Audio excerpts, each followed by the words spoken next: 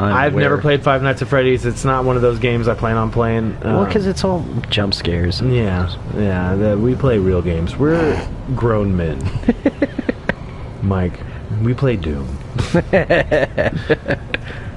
Well, hey, look, there's armor on the lake of lava. Go get it. Alright. Uh-oh. I feel like I'm gonna die. This doesn't look good. The Killing Joke movie is a disaster, down to its Comic-Con panel. Yeah, what? I saw that. I actually read that article. I thought it was supposed to be awesome. The Killing Joke is a 30-year-old Batman. This is IO9. Yeah, you're actually. If you're looking at that on Facebook, you probably. I'm on Reddit. Oh. The Killing Joke is a 30-year-old Batman graphic novel that goes to ugly places, especially in what it does. Batgirl. Yeah. And when folks express anger at Barbara Gordon's portrayal in a new controversial scene in the upcoming film adaptation during a DC panel, things got ugly in real life. Yes, we definitely know what Minecraft is, and no, we don't play it, Mike. I tried. Yeah, I couldn't get into it. Again, we're adults. Alright, so this article goes on to say, Batman the Killing Joke is most infamous for the moment where the Joker shoots and paralyzes Barbara Gordon, a gruesome scene that serves as a mere adornment to a Batman-Joker fight. We already knew that. Almost impressively, DC's animated adaptation of this comic was going to make a bad Batgirl story much, much worse. And then at the movie's Comic-Con panel on Saturday, things managed to turn into a complete shit show. Here's the deal. Fans knew from the beginning that additional narrative would need to be added to a movie version of The Killing Joke. The comic is iconic, but it's also very short. Producer Bruce Timm has said that he wanted to use that time to improve Batgirl's role in the story to make her a true character and not a footnote. Here's what he told Empire.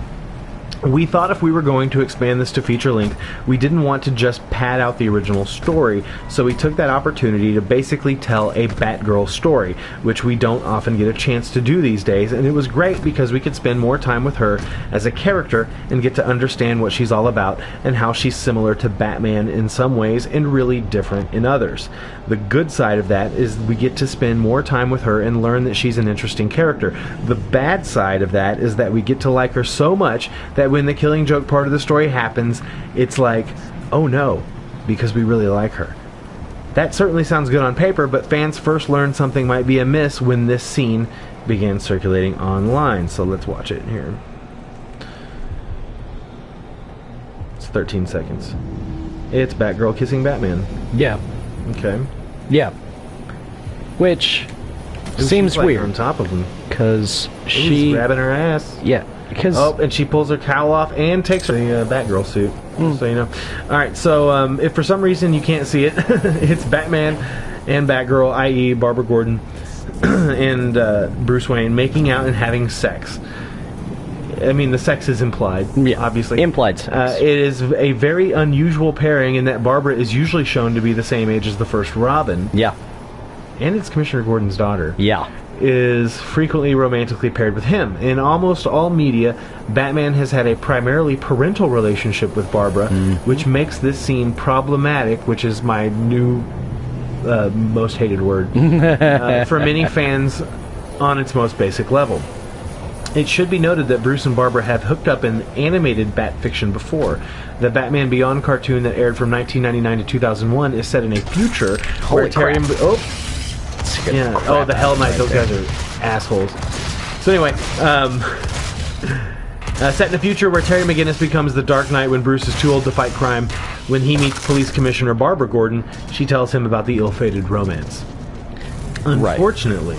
Well, and when, Batman is 75 years old and Barbara Gordon is 65 years old, yeah, that's not as big a problem. What's wrong with dating someone 4 years younger than you? Yeah, nothing. Okay, good. That's what I'm saying.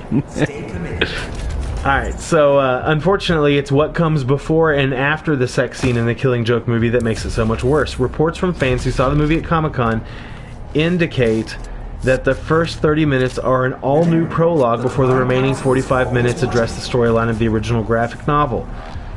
In that opening, we meet Barbara Gordon as a young librarian. Librarians are hot, by the way. True story. Who has started donning the Batgirl costume in order to attract the attention of Batman, not just in crime fighting prowess, but sexually, telling coworkers that she has, quote, a man in her life. Throughout, Batman is apparently portrayed as emotionally distant from Barbara. This culminates in the sex scene moment mentioned above. After the encounter, Batman keeps away from Barbara, refusing to speak with her, leaving the young woman spurned. The film shows Barbara waiting for Batman to call her on the phone.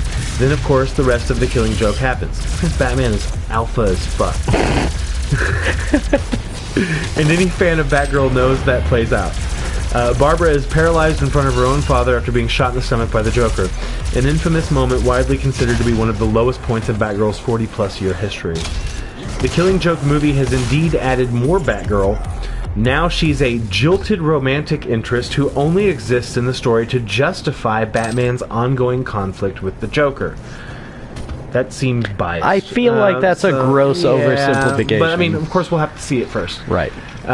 As such, it should have come as no surprise to DC Comics that some people would voice concerns at the Killing Joke panel at this year's Comic-Con. The panel, for the most part, stated without a hitch. Voice actors Tara Strong and Kevin Conroy talked about reprising their roles of Batgirl and Batman for the film. Mark Hamill, one of the most iconic Jokers ever on screen, even phoned in to say how excited he was to be returning to the role. It was during the Q&A that things got dicey. A Joker cosplayer asked the writers why they would downplay Barbara Gordon, such a strong female character, and make her story more about the men in her life. Because of male privilege. That's why. According to Bleeding Cool reporter Jeremy Conrad, the writers insisted that she was still a strong female character.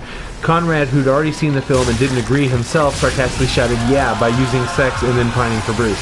So here's the problem that we're going to run into, especially with people that aren't familiar with the comic book, is anytime, it seems lately these days, that you have any kind of strong female character that is in love with a strong male character, you get a lot of complaints about that. But the fact that she is a strong female character who ends up being paralyzed from the waist down is going to upset some of third-wave feminists, especially if they're not familiar with the story. Right. I have read The Killing Joke. Yeah. A lot of fans have read The Killing Joke, so it's... I mean, I don't even know if that story is considered canon.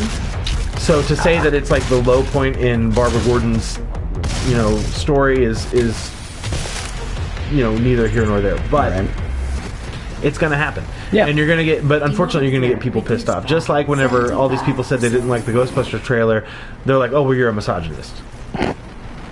Even though the trailer looks dumb. Now, having that being said, I do still want to see it, though. I'm going to go see it. I'm not going to... I mean, I might wait till I can download it illegally. But here's the thing. There's two YouTubers that I subscribe to that I watch all of their reviews. One is Armored Skeptic, and the other is Red Letter Media. Red Letter Media hated it, but Armored Skeptic liked it. So now I'm like, okay, maybe it's not as bad. They're actually saying that Leslie Jones, is that the black chick, actually was the most grounded, believable character in the movie. Whereas in the trailers, it just kind of makes her seem like, the idiot. All right, so back to this. I mean, Melissa article. McCarthy is always going to be the idiot. Right. How many Mike, I don't understand anything you're saying, man. I'm sorry. 9 plus 10 is 19. It's not 21. So anyway,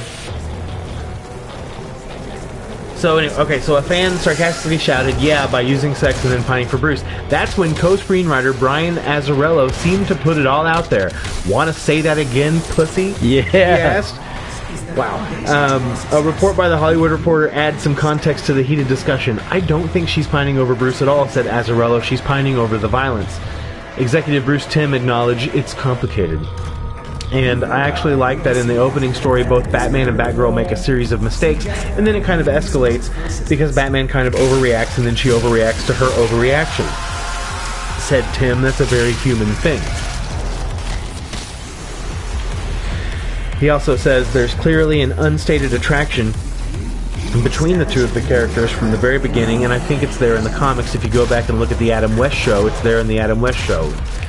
Okay, so the Adam West show and I the Killing Joke should not Also, be compared. I did not remember that Batgirl was even in the Adam Right. West show. Tim says it's subtle, but to me it's always been there. Yeah, I don't recall. But, I mean, it's possible. That show ran for, what, 4 or 5 years? Yeah. As a